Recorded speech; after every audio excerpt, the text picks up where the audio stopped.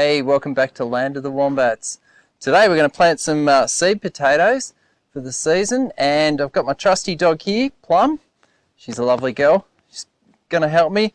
We're going to use the scary old rototiller to rip up a couple of new garden rows, because it's always good to start potatoes in brand new rows. We've set aside an area down below, a massive area. We can rotate the garden beds. So we've got three types of potatoes to put in. We've got Nadine's, we've got King Edwards, and we've got Kennebecs. And actually I quite like the Kennebecs. They're not often seen, but they're a good all-round potato. We're also going to put a fourth row in. So each of these potatoes is going to get their own row, so we know what's what.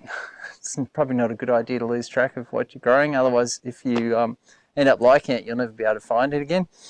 And we've got a fourth row for potatoes of uncertain parentage.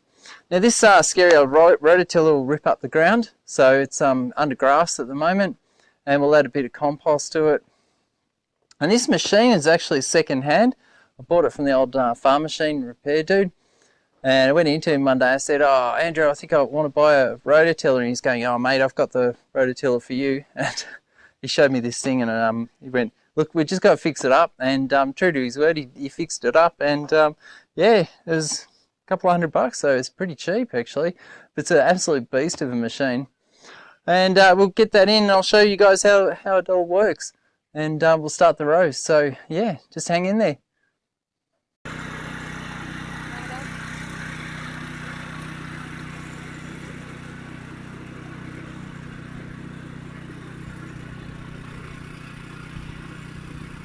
The scary old rototiller's got a knockoff Honda GX200 engine on it, so it's about 7 horsepower. It's a pretty powerful machine actually for a rototiller, and it's self-propelled as well too, which I kind of really like. You can get smaller ones, but you know, for the sort of size land we're dealing with, you know, this is good enough for me. And you can see I'm trying really hard not to walk on top of the rows that have just been ripped up. It doesn't really make a lot of sense to till up a whole garden row and then start sort of compacting it with your feet. You'd be amazed, even the dogs running on it actually compacts it down. The birds compact it down. The rainfall can do that as well. And you can see I'm starting to get down about 300 mils, which is about a foot deep. It's pretty decent sort of row actually. And yeah, it's got about 7 horsepower, so that's good enough for us really. I mean, you can get larger machines, you get smaller machines, but you know, this one works pretty well for us. And it's good actually mixing in the compost. We've got volcanic loam here, which is actually pretty good, but the mountain range is about 250 million years old, so it is the soil's, you know, it's not massively good. You can see it's quite well drained, otherwise you wouldn't get the really tall straight trees here, but that also means it doesn't hang on to its water as well. So yeah, and being quite old, it really does need a lot of extra minerals. And I always think with minerals is, you know, just try and get on whatever you can, but the best thing you want to try and do is improve the pH and or raise the pH, and especially if you've got really acidic soils, and yeah, and just try and get the soil as sweet as you can. And what I'm doing there with the mower is actually just leveling out the rough patches that the rototiller's left.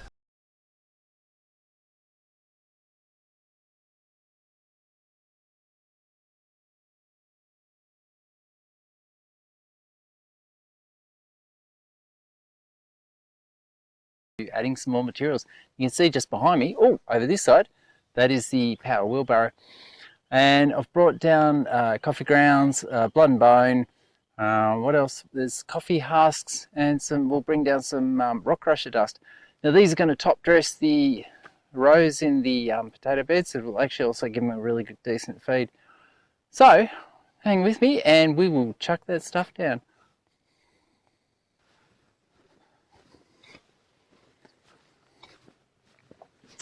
As you can see, I've got my trusty helper down here today. That's Plum. She's helping me. She's digging and eating poo Well done, girl, well done.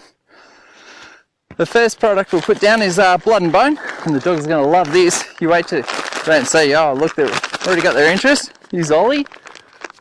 Say hello, Ollie. That's disgusting. Actually, they shouldn't really eat this because it's really quite bad for their health. It'll actually bind up their guts. So what we're going to do, we're going to put it down, and straight away we'll get the rake and we'll rake it into the compost. They're not going to like that. They'll pretty much like this stuff on their own. Go on, out of the way. Go on, go on, go on.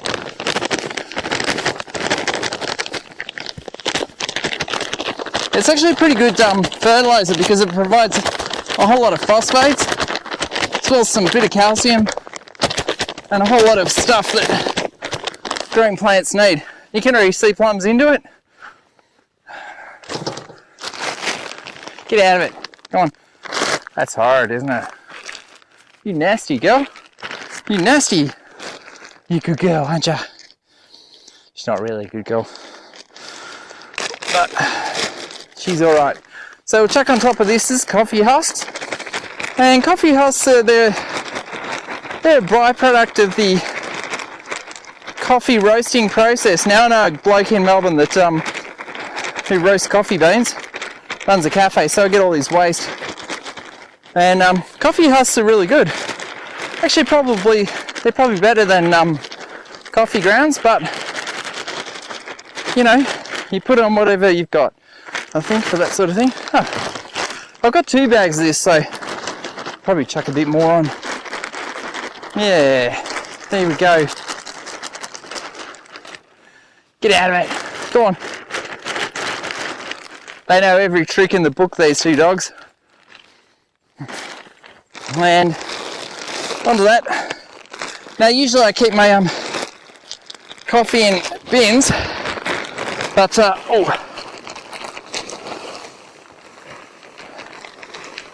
and this entire bag will go on the pile, on this row, sorry. Now, it doesn't matter too much if it's not mixed in, because you'll see in a second. Super easy. Just grab the rake, and that bag will get reused, so it's not rubbish or anything like that. So we'll mix it in. Yeah, see? Look at that. Now I've had a bit of rain over the last couple of days, so it's the ground's a bit gluggier than I would have liked.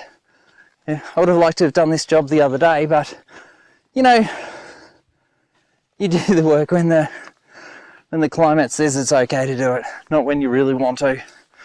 Yeah, here we go. Instead of having to, because it's gluggy, you can hear I'm having to put a bit of force into it. But really what you want to do is mix all the materials together, and that way the dogs won't be so interested in it, but also I think it'll just help improve the soil a lot more. You can see, look at that mix. I mean, that's actually looking pretty good. Yeah.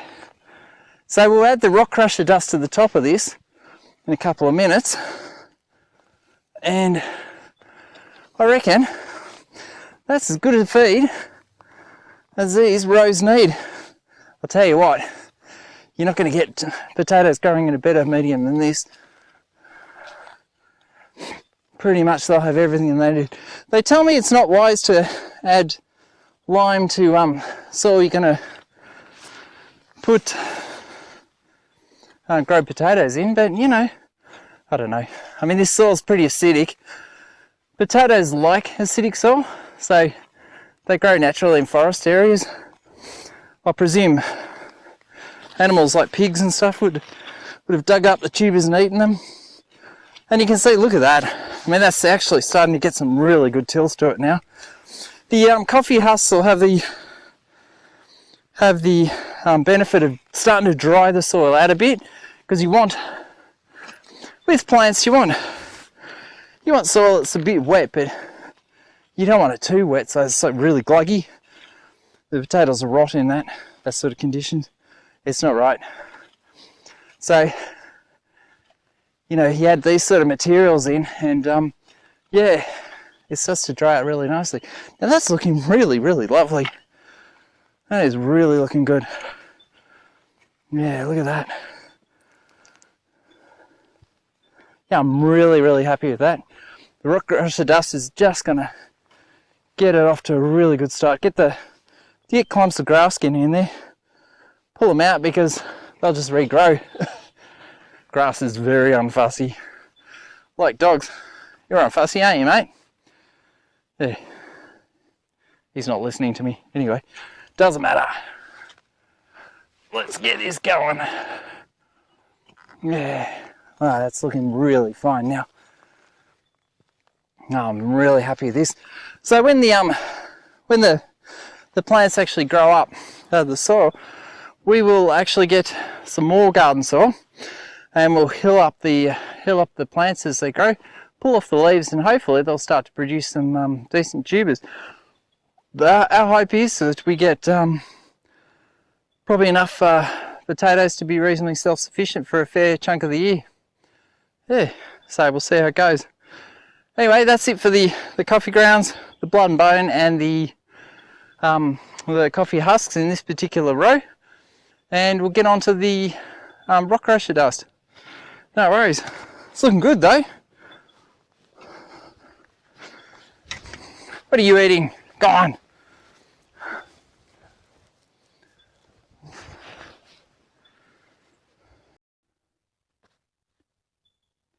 Back again. This time I've got the rock crusher dust in the power wheelbarrow here, sitting in the middle of the between the two rows. Makes it a bit easier, safer than walking backwards and forwards.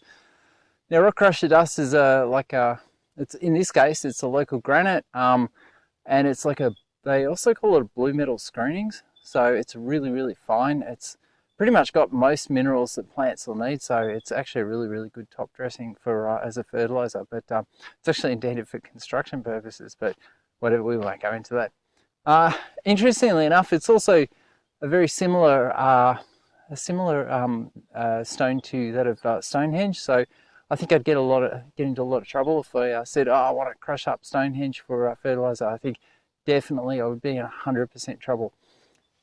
Except I'm not in trouble. It comes from a local quarry, and yeah, we're going to go and chuck it on the top dressing, and I'll mix it in again with the rake. So super easy to do.